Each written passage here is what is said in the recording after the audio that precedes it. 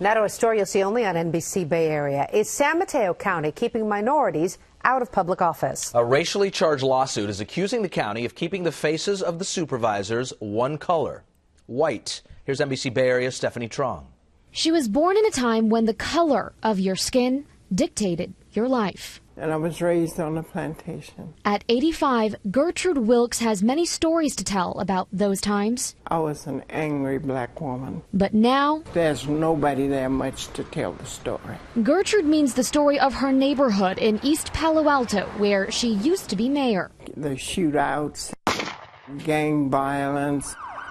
As big as I am and as tough as I am, she's afraid for her life. I have to say to people, I'm scared. Gertrude says cries for help are falling on deaf ears, blaming it on those in power. Roll call, please. The San Mateo County supervisors, who she says don't live in her kind of neighborhood. All 5 are white. Do you believe there's racism? I know it is. I know it is. It's racism, yes.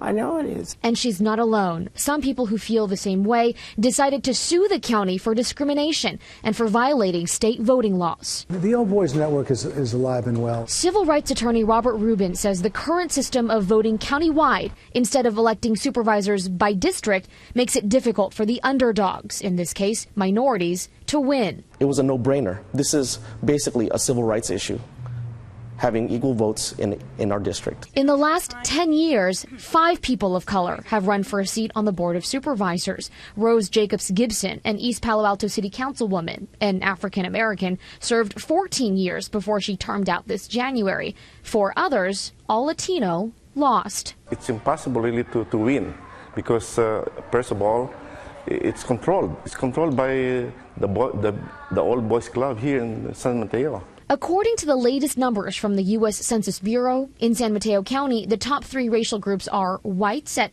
nearly 42% of the population, Asian Pacific Islanders 28%, Latinos 25%. But if you go by city, there's a very different breakdown. At the top in Daly City, Asian Pacific Islanders, 56%. And in East Palo Alto, Latinos make up nearly 65%. We put it before the voters 2 other times, and the voters didn't want district elections. Supervisor Adrienne Tissier says this isn't a city council race. She's concerned the new system of electing supervisors by district will fracture the county. It gets very myopic. You know, we are a safety net provider, and we provide those services throughout the county. You know, whether it's health services, human services, you know, law enforcement, our jails. In a move to avoid the courtroom, the county put the issue on the November 2012 ballot in Measure B. It passed at almost 60%.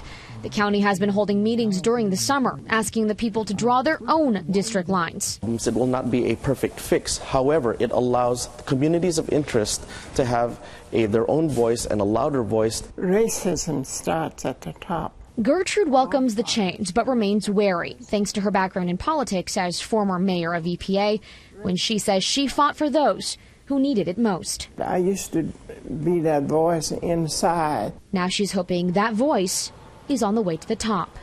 Stephanie Trong, NBC Bay Area News.